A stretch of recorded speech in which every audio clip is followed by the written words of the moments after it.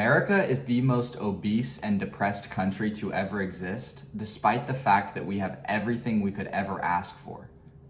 We have achieved so much in our society in terms of having the ability to have so much opportunity, to have so many jobs, to have food for everybody, to not be in starvation, all this kind of stuff, right? And on the outside, it seems like we would be so successful. We have all the outer markers of success. Everyone has the fancy cars and the nice houses and the Rolexes and the watches and the chains and the jewelry. And yet we're depressed. We're sad. You walk up to the average person on the street and you look at their face and they just look extremely miserable, right? The only question you would ask is, why is this happening?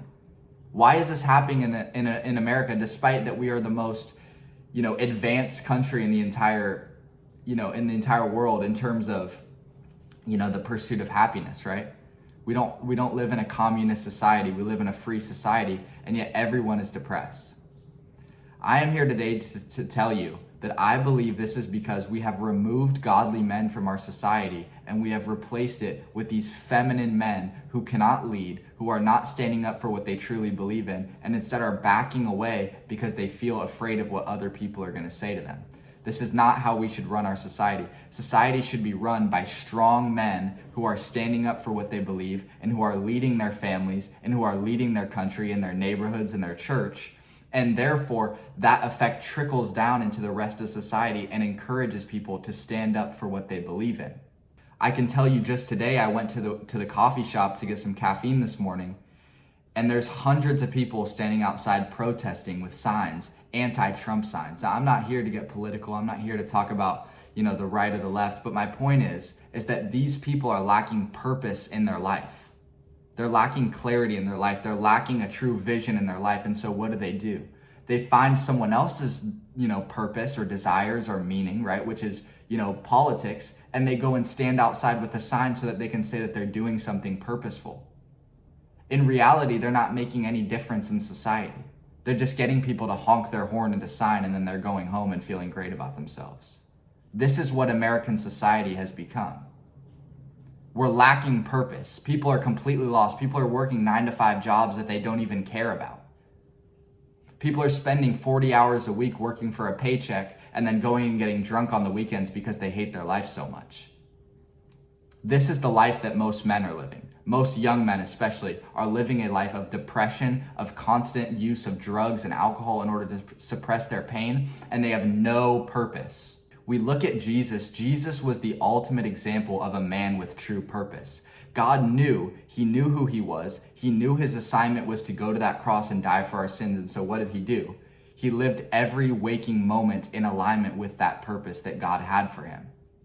As Christian men, we must emulate what Jesus did. Jesus was not afraid of telling the Pharisees and the religious leaders at the time that they were hypocrites, that they were not acting in a way that was in accordance with God's will. And he said that to them to their face in an extremely direct way. A lot of us like to think that Jesus was some hippie who was just telling everybody about peace and love and who would never harm anybody.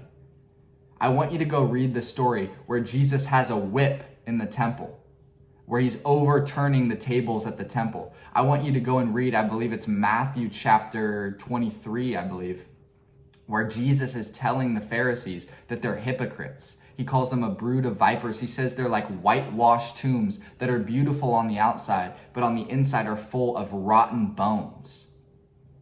How's that for a hippie speech? How's that for a liberal protest? Jesus is the example for us as men.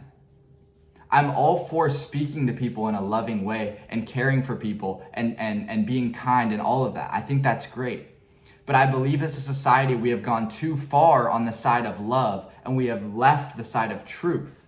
We no longer want to speak the truth. We no longer want to tell people the actual facts about their life. We no longer want to call people out on their sin. Instead, we want to just make people feel comfortable, and eventually what that's going to lead them to is eternal separation from God because we're too afraid to tell them how it actually is. We need to stand up as men. The Bible says to act like men, to be strong in the faith, to be bold, to be courageous. This is biblical masculinity. Biblical masculinity isn't wearing skinny jeans, going to a church service, and then going getting Chipotle after. That's not what Christianity is. Christianity is the first 11 apostles dying for their faith because of how convicted they were and how unwavering they were in their preaching of the gospel. That's what Christianity is founded on. In America, we have it so nice because most of us don't face persecution for our faith. Most of us live an extremely comfortable lifestyle. Most of us don't have to worry about, being beheaded or being, whatever it is for our faith. And so we take it for granted. And we go to church on Sunday and we put our hands up and then we have a nice meal after and we don't think about the faith for the rest of the week. If you are only thinking about God on Sunday, you are not a true Christian. I'm sorry. If you are a true follower of Christ, it should make a difference in every single decision that you make throughout the day. It should determine what you eat. It should determine how often you're going to the gym. It should determine how you're speaking to other people. It should determine the type of clothing you're wearing. It should determine how early you're waking up in the morning. As Christians, God is a daily part of our life. The Bible tells us to ask God to give us this day our daily bread. It isn't weekly bread. It's something we need every single day in order to basically resupply ourselves with that bread that we need in order to live in the faith. You must begin to stand firm in the faith and act like a man.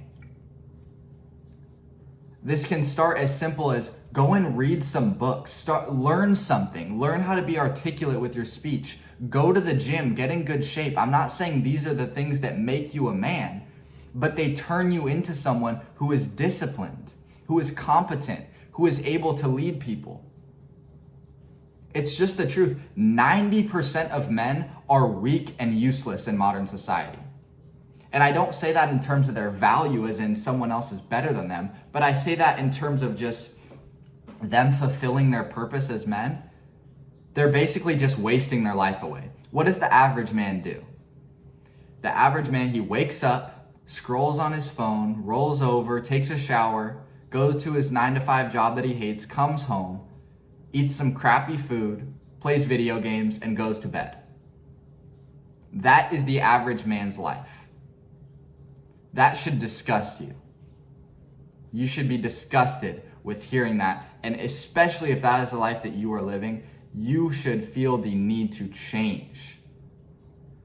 If you are comfortable in that lifestyle and you're saying, I hear what you're saying, but I don't really want to change. I'm so comfortable. Everything seems so great. You better pray to God and ask him to give you the desire to live out your purpose. Because I'll tell you something. You only get one shot here on this earth. And if you spend this life wasting it away and being lazy and not using the things that God stewarded you with, you will have to give an account of that. You will be held accountable for that. The reason that I take this so seriously is because God has made you a steward over everything that you have in this life. Over your body, over your finances, over your friends, over your family, over your wife or your girlfriend. Over your mind, over your pets, everything. God has stewarded you over these things for a limited period of time in order to see how well you are going to handle these things so he can say, okay, you've been faithful in this world. I will now make you faithful over even more in the next world. That's what this is. In a way, this life is a big test. What are you going to do? Are you going to just sit around and waste your life, or are you going to get up and make something of yourself? Are you going to do something with your life? Even if you mess up 1,000 times, are you going to at least put one foot in front of the other and go and try and do something with your life? It's not about making $1 billion or whatever it is, whatever your goal is. It's about putting one foot in front of the other every day and trying to do something.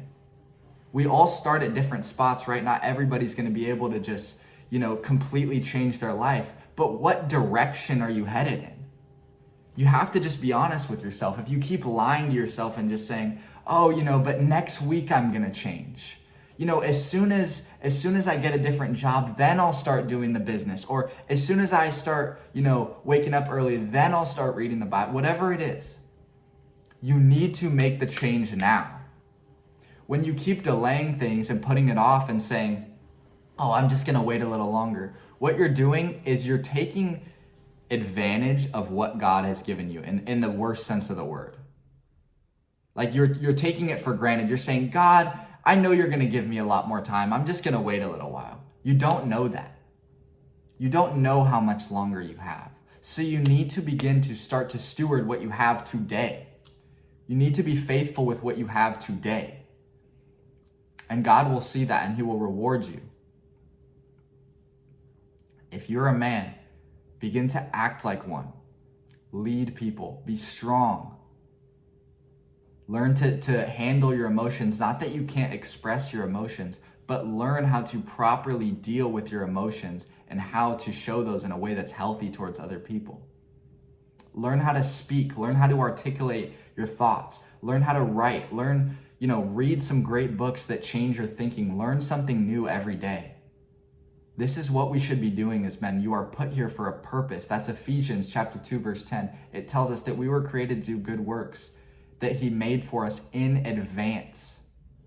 God put you here for a reason. You need to figure it out and you need to work towards that every single day. Subscribe for more godly content for Christians. Catch you on the next video. Peace.